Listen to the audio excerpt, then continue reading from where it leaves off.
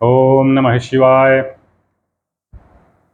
मैं इस वीडियो के माध्यम से आपको आपके बहुत ही उपयोगी प्रसंग को बताने जा रहा हूँ। आजकल लोग अपने भाग्य को जानने के बारे में बड़े उत्सुक रहते हैं। जागरूक सभी को उत्सुकता होती है कि हमारे भाग्य में क्या लिखा है, मैं जान जाऊँ। तो मैं इसके बारे में आपको बता दूँ कि पहले से एक प्रथा चली आ रही है कि वो जन्म लग्न बन गया और उस लग्न के अनुसार लग्न प्रभावशाली है और राशि प्रभावशाली है वगैरह, तो सब ये जान जाते हैं और उसी में देख लेते हैं कि कौन सा ग्रह उच्च का है, कौन सा ग्रह नीच का है। बस उसी के अनुसार हम जान जाते हैं कि किस ग्रह की आराधना करनी चाहिए। हाँ, मैं आपको यह बता दूं कि जन्म लग्न जो होता है यह तब बना था, मतलब आप देखिए, जन्म लग्न कब सच्चा होता है जब दृग्गणित, यानी दृश्य में प्रत्यक्ष दिखाई देने में भी और गणितीय रूप में भी दोनों साथ में सिद्ध हो। तो ये मैं आपको बता दूं एक चीज कि जब ये आदिकाल में, अर्थात जब ये बना था ये सिद्धांत, तो उस समय दृग्गणित साम्य ग्रह होते थे। अर्थात हमारे गणना में भी आता था कि हाँ, इसी राशि पर ग्रह हैं, और दिखाई भी देता था कि उत्तर है कि दक्षिण है, मध्य में है, कहाँ हैं ग्रह। तो ये मतलब प्रत्यक्ष और गणित दोनों से सिद्ध बिल्कुल समान सिद्ध होते थे। और उस समय जन्म लग्न जो निर्धारित होता था वह फलदायी होता था। उसके बाद जो है ना, भाव लग्न आता है। भाव लग्न में क्या होता है कि जन्म लग्न से विचलन हो जाता है। जन्म लग्न कुछ और निकल जाता है, भाव लग्न कुछ और निकल जाता है। तो भाव लग्न से तात्पर्य क्या है कि भाव लग्न में जब जब सूर्य क्षितिज पर उदय हो उस समय जन्म लग्न, जब सूर्य की लालिमा अरुणोदय, जब सूर्य की लालिमा दिखाई देने लगे उस समय अगर वो जन्म मानते हैं तो वो भाव लग्न। लेकिन एक होता है योग लग्न। भास्कर ऋषि ने इसके बारे में बताया है। मैं देखिए, भाव लग्न, योग लग्न और जन्म लग्न तीनों को फेसबुक के अपने पेज पर, अभी सबसे मेरा अंतिम जो लेख है थोड़ा बहुत बड़ा हो गया है, उसको आप देख सकते हैं। उसमें मैंने उदाहरण के साथ एक व्यक्ति का, जो मेरे YouTube पर देखते हैं, मैं सोच रहा हूँ, समझ रहा हूँ कि YouTube पर ये भी देख रहे होंगे ये जो बता रहा हूँ, और YouTube बराबर देखते हैं। तो उनके जन्म लग्न को मैं लेकर के, उनके जन्म के विवरण को लेकर के, और मैंने वह तीनों बनाया है जो फेसबुक पर मैंने डाल दिया है, उदाहरण के साथ गणित करके बता दिया है मैंने। तो जन्म लग्न जब दृग्गणित साम्य हो, मतलब प्रत्यक्ष में भी और गणित जो हमारा सत्सिद्ध होता है उससे भी, दोनों में समानता हो। भाव लग्न जब अरुणोदय हो, लालिमा दिखाई देने लगे, जन्म का उस समय से जन्म को मान करके चलते हैं तो वह भाव लग्न होता है। लेकिन योग लग्न अलग होता है। देखिए, योग लग्न क्या होगा कि योग लग्न में जन्म के समय देखिए, लग्न कुछ और होगा, राशि कुछ और होगी, लेकिन कुछ एक योग बन जाते हैं, विशेष योग बन जाते हैं जो जन्म से लेकर के और मृत्यु पर्यंत तक वो प्रभावशाली रहते हैं। और उस अंतराल में चाहे और सारे ग्रह उच्च के हों, नीच के हों, बलशाली हों, जो भी हों, उनमें से किसी को चलने नहीं देता है वो योग लग्न। उसका जो स्वामी होता है नहीं चलने देता है, वह अपने अनुरूप ढाल लेता है। संयोग से अगर किसी कारणवश वह योग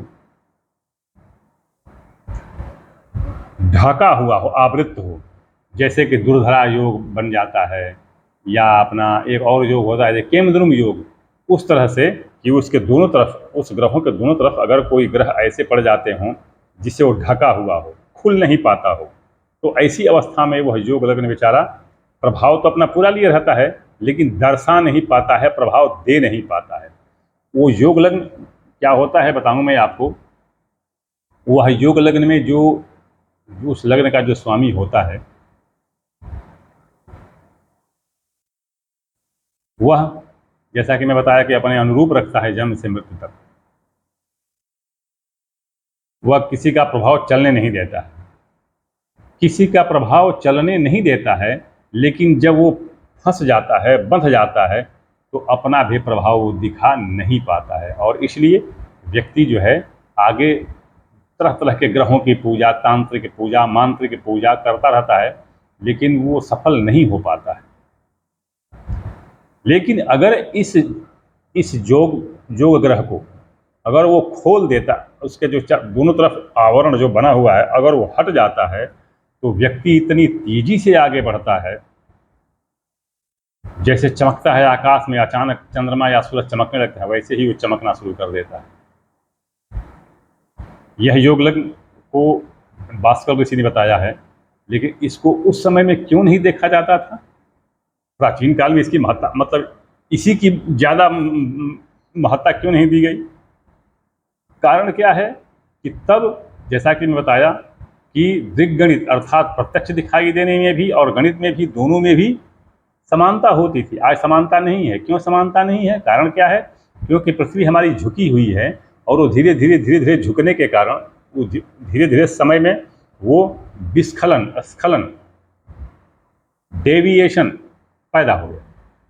और उस काल से लेकर के और आज तक सोचिए कितना कितना स्खलन, कितना विचलन हुआ होगा, कितना विचलन हुआ होगा। तो अब जन्म लग्न जो है कार्य नहीं कर पाएगी, सच्चे रूप में उतना प्रभावशाली नहीं हो पाएगी।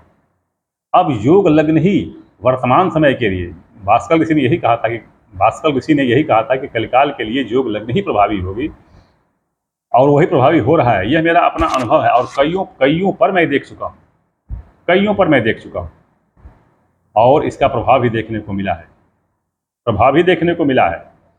योग लग्न के स्वामी को अगर पास में बंधा हो और उससे मुक्त कर दिया जाए तो उसकी उन्नति के आगे चाहे यमराज स्वयं या कोई दूसरा ग्रह भले उच्च का हो, बलवान हो, शुभ ग्रहों से युक्त हो, कुछ भी हो, आगे उसके टिक नहीं पाता है। वह किसी की चलने नहीं देता है और वह आदमी को अबाध गति से उन्नति के रास्ते पर, विकास के रास्ते पर आगे ले जाता है। कहा भी गया है कि श्री सुस्थिरा परदार्मिनी, श्री सुस्थिरा, श्री लक्ष्मी सुस्थिरा, स्थिर होकर के वहीं पर मन मार के बैठ जाती है, प्रियामिनी, सदा सदा के लिए। ये भास्कर ऋषि ने बताया है और ये मैं देखा भी हूँ, कईयों पर मैं देखा हूँ। इस पर बहुत लोग टीका टिप्पणी भी करते हैं। खैर चलिए, मुझे किसी की टीका टिप्पणी से नहीं लेना देना है। कारण ये है क्योंकि जिसकी जितनी बुद्धि, अध्ययन और ज्ञान होता है उसी के अनुसार बात करेगा, तो कोई बात नहीं है। लेकिन अब इसको अगर जानना हो, भाव योग जन्म जानना हो, तो महर्षि पराशर का बृहद पराशर होरा शास्त्र देख लीजिए।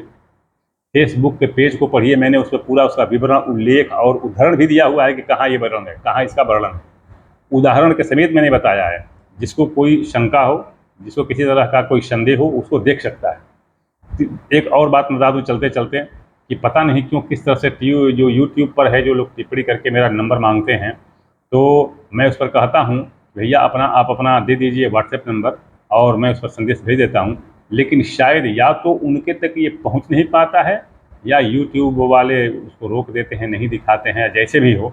तो मैं इसमें बता दे रहा हूँ, मेरा व्हाट्सएप नंबर आप नोट कर लीजिए, 9889649352, 9889649352। तो कमेंट में या टिप्पणी में ये सब मत पूछिएगा, ये अपना जो है बता दिया, इसको नोट कर लीजिएगा। अगर कोई शंका हो और उसका समाधान आपको चाहिए तो इस नंबर पर आप मुझे संदेश दे सकते हैं। और अंत में बताऊं कि योग लग्न की वर्तमान समय में, कलिकाल के वर्तमान समय में योग लग्न की साधना कीजिए और उन्नति पाइए और मनचाहा कार्य कीजिए और उस योग लग्न के स्वामी को मधा मत रहने दीजिए, उसको खोलिए ताकि वो अबाध गति से आगे बढ़े।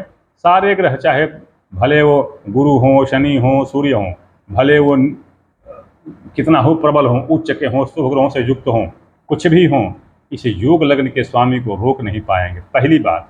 दूसरी बात, अगर ये सूर्य और शनि और गुरु आदि नीच के हों या जैसे भी हों, अगर इनको हम लगे जोर लगा करके इनको खूब बलवान बनाने के लिए, तो चाहे लाख बलवान होंगे, योग लग्न का स्वामी उनको चलने नहीं देगा। नतीजा यह होता है कि लोग आजीवन किसी ग्रह की पूजा करते चले जाते हैं, फल नहीं मिलता है और लोग परेशान हो जाते हैं, निराश हो जाते हैं, हताश हो जाते हैं। तो मैं उम्मीद करूंगा कि वर्तमान समय को ध्यान में रखते हुए और प्राचीन ऋषि मुनि के कथन को भी ध्यान में रखते हुए और मेरा अपना अनुभव जो बहुतों पर मैंने देखा है कि उनकी भाग्य कैसे पलटी है, तो उसको ध्यान में रखते हुए आप योग लग्न के स्वामी को जानिए और उसको सशक्त कीजिए, बलवान बनाइए और आगे बढ़िए, अपनी छिपी हुई किस्मत को जगाइए। ओम श्री दुर्गायै नमः।